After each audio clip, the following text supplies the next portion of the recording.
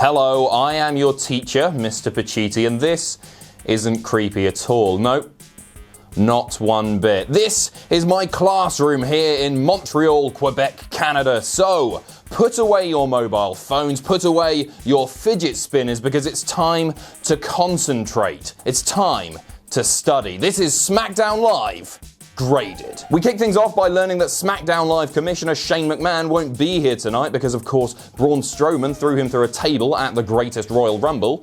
He's been through worse. We also learned that due to the no contest at the Greatest Royal Rumble, SmackDown Live superstars AJ Styles and Shinsuke Nakamura will now compete for the WWE title at Backlash in a no disqualification match. Dick punches ahoy! To the ring, and The Miz is dressed as the Karate Kid. For some reason, the crowd are chanting, "We want Maurice, we want Maurice," but in French, which is "En vous Maurice, en vous Maurice." It's a different classroom. The Miz immediately shuts them down, saying that he took her to Hollywood. Anyway, he runs down Seth Rollins, the Intercontinental Champion, saying that he made the Intercontinental title feel relevant again, and he's right. He says that Raw is the B show, and given the depth of the roster on SmackDown, he's probably going to be right pretty soon there.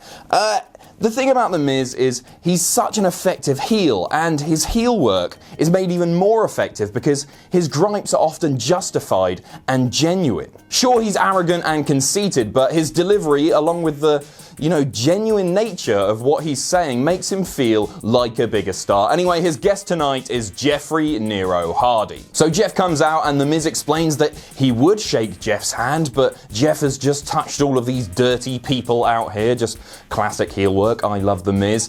He's eventually joined by Randy Orton also, and the Viper explains that him and Jeff have a mutual agreement. Oh. Because of this mutual agreement, The Miz immediately taunts them, and as he now has a bit of a habit of doing, makes the faces look a little bit silly. That's the thing, The Miz is so good on the mic, he tends to overshadow pretty much anyone that he has to engage with. It's a testament to how good a heel he is that he still manages to get booed. Shelton's out next, but he doesn't get long to speak. It's time to scrap as Jeff takes out The Miz, and as we come back from commercial, it's a tag team match, player, with Randy Orton and Jeff Hardy squaring off against Shelton Benjamin and The Miz. Oh, I should have probably mentioned earlier, this Montreal, Quebec, Canada crowd are super, super hot. There are ole, ole, ole, ole chants. There are Brother Nero chants. There are You Suck chants. The crowd are super, super hot, and it's really fantastic because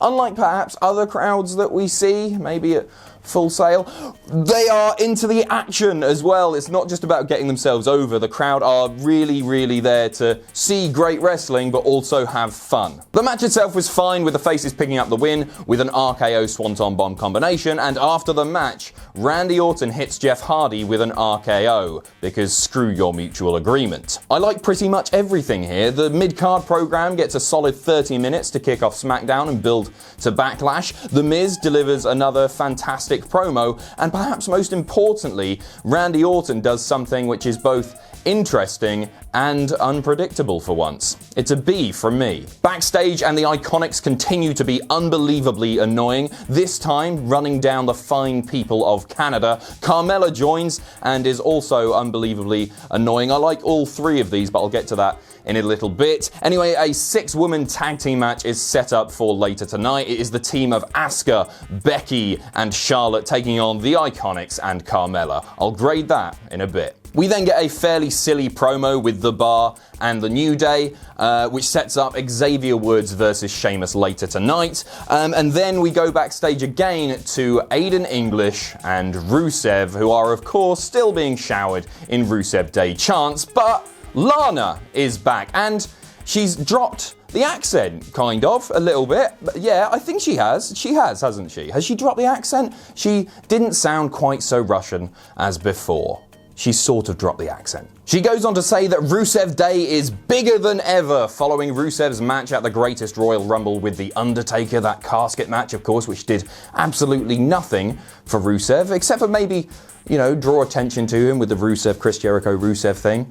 But as far as his character goes, that didn't really do him any favors at all. I guess it was longer than Undertaker's match with Cena. Maybe that's something. Anyway, Lana goes on to say that something is holding Rusev Day back, and the insinuation is, of course, that something is Aiden English. Now, I'm in two minds about this because, I've really enjoyed the pairing of Aiden English and Rusev, but it's clear to anyone that the money in this team, the overwhelming popularity, lies with Rusev. And we've seen before how great a pairing Rusev and Lana can be. I worry about English because I think he's really tremendously talented. But I also do kind of want to see the pairing of Rusev and Lana again. We'll see where this goes. These promos were too short for a grade. Time for an unscheduled Big Cass promo, and he kicks things off by reminding the WWE Universe that he's from New York. He's from New York. The problem is, though, that Cass can't get a pissing word in edgeways. The crowd are chanting "On Sen Kalis," which is a fairly impolite way of saying we don't care. But, you know, I've not been too kind to Big Cass, especially last week on what happened at. But fair play to Cass here, because he really ramped the intensity up. He got very excited and he said, you know, Daniel Bryan, I don't need technical wrestling moves. I don't need kicks. I don't need the yes lock. What's the yes lock? Because I'm big. And despite the intensity of the crowd and how much they were really giving him a hard time, they really were, Cass actually came out of this part of the promo looking quite good. Then Cass brings out Daniel Bryan, who is in fact a little person, and in a fairly DX-esque segment that we've seen many times before, he runs down the Daniel Bryan, the little Daniel Bryan, and he spends about 5 minutes making hype puns. I guess in kayfabe we're meant to believe that Big Cass has hired a little person to make jokes about for 5 minutes, because sure. Of course, Cass ends up laying Daniel Bryan out with the boot before beating him down some more. I'm going to try and be positive here, because there are positives to this. I think that Cass did a good job with a segment that he didn't write, especially in the first half. Before Daniel Bryan came out, Cass did a really good job of speaking over the crowd who would hardly let him talk, and that's a good thing. Now onto the bad. This is the stuff that, to people who don't watch wrestling, makes us wrestling fans look stupid. I'm sure there will be people watching this that found this particular segment funny, and that's cool. You know, different strokes for different folks and all that. But to me, I don't get it. I don't see much comedy in it, and I don't understand how it benefits Cass's character at all to be employing little people to beat up to prove a point. I think it's lame. I really do. And yeah, I don't think it did anything for Cass. It is what it is, but for me, I didn't personally enjoy it, so it's a D. Time for another promo. AJ is in the ring now, and he's talking, of course, about Shinsuke Nakamura. He says that he ruined his WrestleMania 34, he ruined his match against Daniel Bryan on SmackDown, and he ruined the match with his friend on last week's SmackDown. AJ says that Nakamura is a coward who attacks from behind, but you can throw the rules out the window this Sunday at Backlash, because AJ can break the rules too. I really like this. This is exciting to see. Maybe AJ has something in store. Anyway, he says that if Shinsuke wants an apology, which of course Shinsuke demanded tonight, he should come out. And who do we get? Not Shinsuke Nakamura, we get Samoa Joe. Joe says that AJ is focused on the wrong match. Instead, he should be worrying about Samoa Joe versus Roman Reigns, because after Samoa Joe is done embarrassing Roman Reigns at Backlash, like the failure that Roman Reigns is, he's coming for the WWE title. Once again, this was fantastically delivered by Joe, who has done a stellar job of delivering some fairly convoluted messaging in recent weeks. I think he's had a very hard job of, you know, getting across the programs leading up to 2 pay-per-views at once. This guy is one of the best all-round talents on SmackDown, in fact in the WWE in general, and kudos to you, Samoa Joe, for making me invested in your match at Backlash, as well as even more invested in AJ Styles versus Shinsuke Nakamura, which I think is going to be great. Nakamura's music then hits and Samoa Joe is ready for a fight. He turns around facing up the ramp, but no, of course not. Nakamura has come through the crowd, and While Samoa Joe is stood with his back to the ring, has of course hit AJ in the testes once again. I love the idea that Nakamura's heel character has lured AJ to the ring with this demanding of an apology just to hit him in the bollocks once again. Everyone here did a really great job of building to their match at Backlash. I thought it was a terrific promo. By this point, we are like an hour and 10 minutes into SmackDown. We've seen one match. That's frustrating, but it's not going to affect my grade of this particular segment, which also gets a B. Another backstage promo now, and it's Becky and Asuka. Let's just get to a match. Next up, Sheamus versus Xavier Woods. Overall, a pretty fun match here, although it did nothing really to build to Backlash, unless they're going to be on the pre-show. The bar, it's good to see them get some decent TV time, and I think Sheamus should have probably picked up the win here. That wasn't the case. Xavier won with a roll-up following some pancake-based shenanigans and outside the ring tomfoolery. But yeah, the bar, you know, it's they've just come to SmackDown. It's Sheamus' first match on SmackDown in I think about 2 years. And I think they could have benefited with a win more than Xavier, of course, representing the New Day.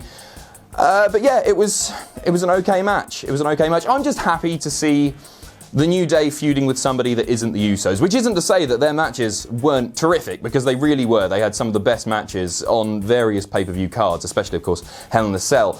But it's good to see a fresh feud for these guys. The match was fine. It's a C. Next, we go backstage to Paige, the general manager of SmackDown, of course, and Mandy Rose and Sonya Deville, her Absolution teammates. Mandy thinks Paige is giving her a title shot on next week's SmackDown, but that's not the case. She instead is getting a match with Becky. They're saying, you know, throw us a bone here. Come on, we're teammates. But no, Paige goes on to say that Absolution is dead. I think this is a really good thing. It's a far too obvious storyline for Paige to be given these two women preferential treatment. It would, of course, turn her heel in the process. She certainly doesn't need that. It's too obvious. It's too easy. This was the right call. And although I'm not too excited for the match with Becky next week, I think this was a good segment. It's a B. It's a B. Back from the break, and we get a pre-recorded video from Zelina Vega, who, of course, is with Andrade Cien Almas. She says that we don't get to know what she knows. That's for her to know and us to find out. When will Andrade debut on SmackDown? She's not going to tell us. She's not going to tell us. But please hurry up, because I'm getting impatient, and I'll give you an F if you don't hurry up, Zelina. But for now, no grade. I can't wait for Andrade. Main event time, and it's the 6-woman tag between Asuka, Becky, and Charlotte taking on the IIconics and Carmella. And this match was really, really good. The timing of all 6 competitors here was fantastic. It was a really, really strong match, as I say. And especially Carmella, who I think, you know, she didn't used to be that strong in the ring. She recently said on Twitter, just watch. I've had a few years since then. I've got better. And you know what? She really, really has. The incessant shrieking is off-putting and annoying, but you know, I guess that's the point. At one point in this match, Asuka was on the apron. She had her leg pulled out from under her, and she went face first. It was brutal looking, and she got back up. You know, she's had worse, Minoru Suzuki, of course. But no, it was brilliant, and you know, that spot specifically only served to heighten the drama of this terrific match. After several exciting sequences with Charlotte hitting that unbelievably flawless moonsault and a vastly improved spear, the faces pick up the win after Asuka locks Peyton Royce in the Asuka lock. What this proved is that Asuka clearly doesn't need the streak anymore. I know loads of people were really upset about Asuka losing the streak at WrestleMania 34, and that's fine, but her character is still super compelling. She's still a terrific wrestler, you know, obviously. She's still super over. She is over like Rover.